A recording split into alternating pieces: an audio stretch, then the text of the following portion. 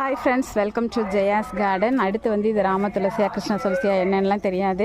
இதை கொஞ்சம் வந்து நம்ம இந்த மூலிகை தோட்டம்னு ஒன்று க்ரியேட் பண்ணி அதில் கொண்டு வச்சதுக்கப்புறமா இதை வந்து எனக்கு வந்து கம்ப்ளீட்டாக ப்ரூன் பண்ணி வளர்க்க முடியாமலே போயிடுச்சு, நெருக்கமாக இருந்ததுனால. அதனால் இலைகள் எல்லாம் சிறுத்து அவ்வளோ விதைகளாக மாறிடுச்சு. ஸோ இப்போ உள்ள இந்த 11 விதைகள் பகிர்வில் வந்து துளசி வகைகள் நம்மக்கிட்ட என்னென்ன இருக்குதோ அந்த துளசி வகைகள் எல்லாத்தையும், ஆனால் ஒன்றா தாங்க போடுறேன்.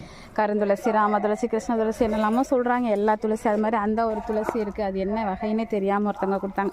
எல்லாத்தினுடைய விதைகளையும் கலந்து தான் நான் கொடுக்குறேன். உங்களுக்கு என்ன வளருதோ அதை இது பண்ணிக்கோங்க.